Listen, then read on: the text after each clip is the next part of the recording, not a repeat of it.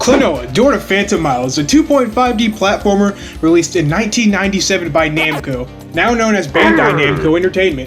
You could have guessed because the character is literally wearing a fucking hat with Pac-Man on it. Might as well say right now that this game is very solid, and the devs knew what they were doing when they made this. For the most part.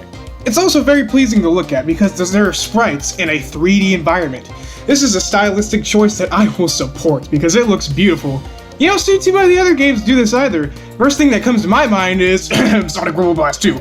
Looks aside, let's get right into this game and why the win ring is 100% a ring pop. Fine, I guess you are my little pog champ. Come here.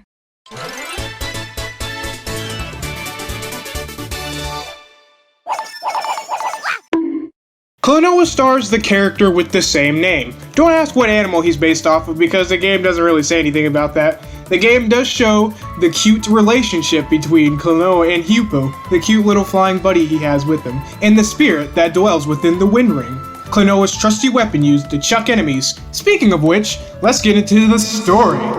The story of this game was not what I was expecting. This is the first time I've played this game, and it's also the reason why I'm so shit. Why half of my gameplay footage is me dying.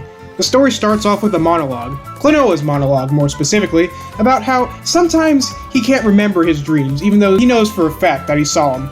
But there's this one dream that he could remember. The game cuts to this dream. It's actually how Klonoa encountered the Wind Ring and Hupo. It's all fun and games, however, until there's a straight-up terrorist attack that just causes, whatever this is supposed to be. And then he wakes up, scared shitless. The reason he remembered this dream is because it was a nightmare. I like to think that, at least. The reason Klonoa remembers this dream is because it's a warning of what's to come.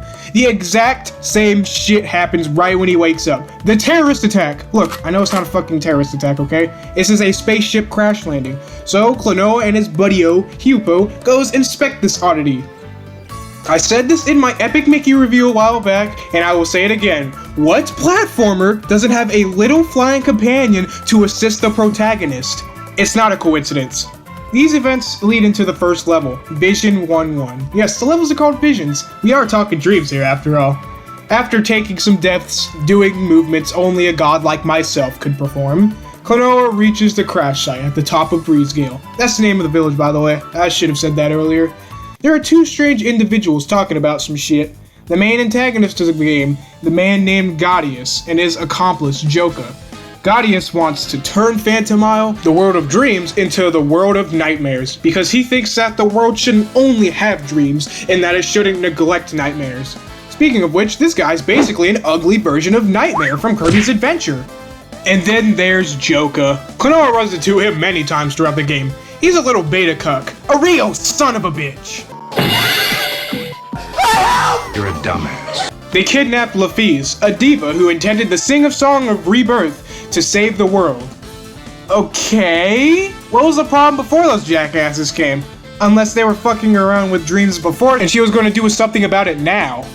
Now that I think about it though, she could just undo all of their wrongdoings. Never mind, kidnap that bitch. Oh, I'm supposed to be on Klonoa's side? Shit. Well, Klonoa, get your ring pop and Hupo and go chase down those pricks. Let's talk about the gameplay, yeah! Platformers. I just can't seem to get enough of them apparently. Do I just have a jump fetish? Do I like to mash the same button over and over during the game's duration? No! I just like simple things. Besides, I'm not kinky. Fuck you.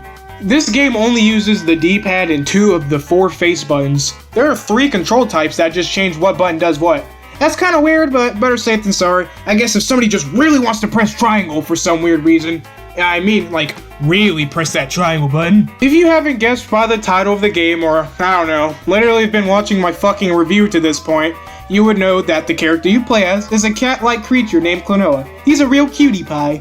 He more resembles like a cat in this game anyways, Klonoa 2. Nobody's faster than me! For his neutral special, Klonoa wields the mighty ring pop, the Wind Ring. With this, you can pick up enemies and throw them into objects and or other enemies. But wait, there's more! Klonoa can jump off of enemies and use them as platforms. You can even chain this too! Whoa! Our cute little boy can also flutter into the air for a little bit thanks to those big ass ears of his. Not very effective, but Pretty much every goddamn 2D platformer allows you to do some sort of double jump maneuver, and a shit gamer like me, I need something like that. This game takes 2.5D to its limits. You can face forwards and backwards, not just left and right.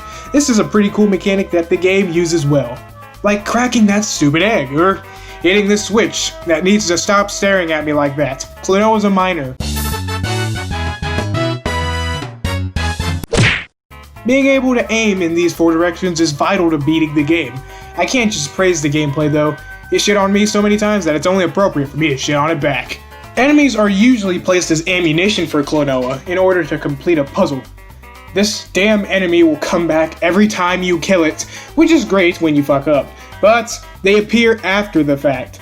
Why? Half the time I get hit by shit like that, it's because these enemies respawn when I'm done completing the puzzle. I don't expect the damn enemy to come back after I beat the puzzle already that it existed for. Also, what is up with these fucking bosses? It's obvious how to hit them half the time, but the other half? No, not at all, boy. At least the Vision 4 boss, my god. The boss theme slaps. But I was there for like 15 minutes trying to figure out what the fuck to do. I felt like the game just let me hit it when it let me. But no, you have to hit the colors. How am I supposed to figure that out immediately? Yes, I died on every boss at least twice. God damn, why am I so bad? Other than that, sometimes intentional shitty enemy placement and the fucking Vision 4 boss, getting through the game was enjoyable. So simple that you could play this on a Wii remote. What are you looking at me like that? I'm not playing this on the Wii SXR or anything. Also, did I mention that Klonoa wears a collar in this game? What is up with that shit? So the worlds in this game are very short, only consisting of 2 levels for each vision. There are only 6 visions too. There is replay value, yes, because collectibles exist, but this game is very short.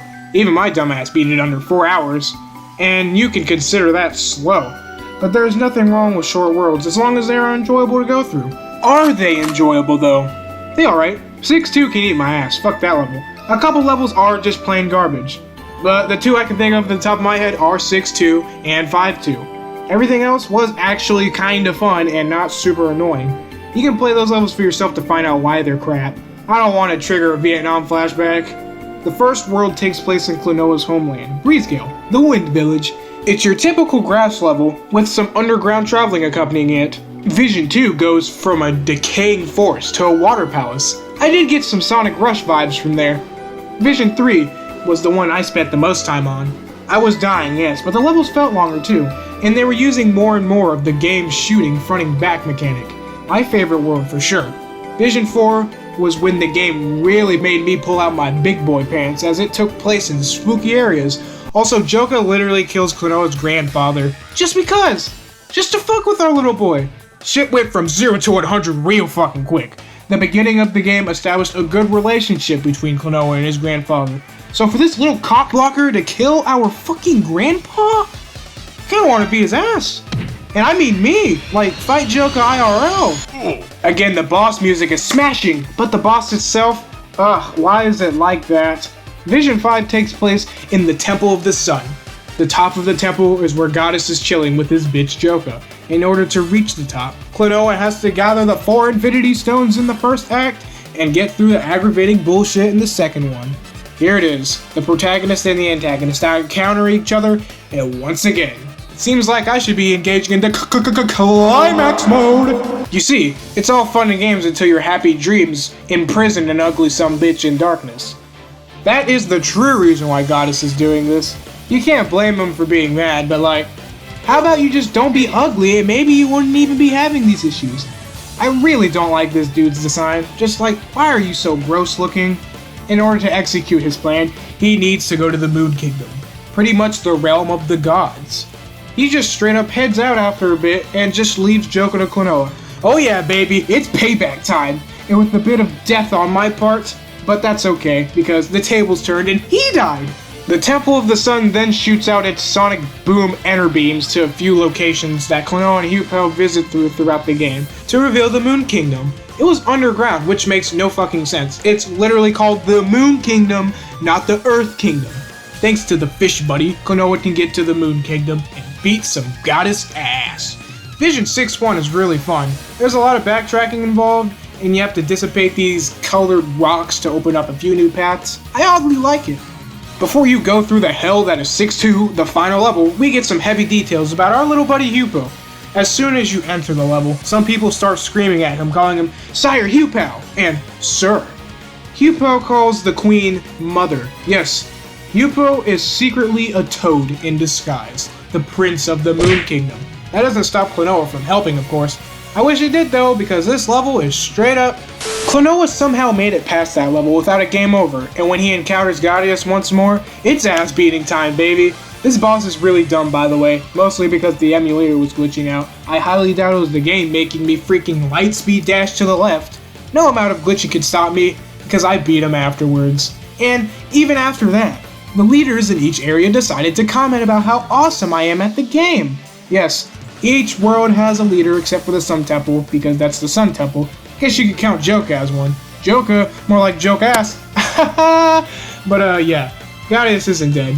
Big fucking shocker. Oh my gosh. The final boss is an abomination that requires cannons to deal damage to it. Luckily, the leaders join the fight, and Klonoa gets the ammunition ready. You guess it, a mega takedown. To another phase. Come on! With this goddamn unnecessary phase over with, the game is complete. But the end isn't something that I can just not talk about. Hupo just gives it to him straight once everything is over. Klonoa isn't real. Yep, you heard it right, Klonoa's fake. Game 1 out of 10. Who the fuck was I playing as this whole time, eh? What is this little toad talking about? Hupo said that he called Klonoa from his world, so that the dream world could be saved. Klonoa's life was a lie, in every sense of the word. Once the diva Lafiche sings the song of rebirth, Klonoa will be Thanos snapped back to his realm. This is basically like Mario and Luigi Dream Team, but with Klonoa. I don't like Hupo telling Klonoa that he isn't real here now. He should have at least told him before the final boss or something. Really, just a point in the game that isn't at the very last fucking second before the end of the credits. It would have been nice to see Klonoa grow, and accept the fact that he doesn't exist in the Phantomile for a little portion, but that's fine, I guess. The scene where Hupo is trying to keep Klonoa from going is very sad, though, I'll be completely honest. Sniff, sniff, ooh. That's the game! A solid 2.5D platformer on the PlayStation starring a cute little guy that I could really use a plush of. Just in case you didn't know, this is a series, a short one, but a series nonetheless. With the second game being on the PS2 and, you really want to look like a Sonic character, don't you, buddy? Also, I'm at the end of the game. Holy shit!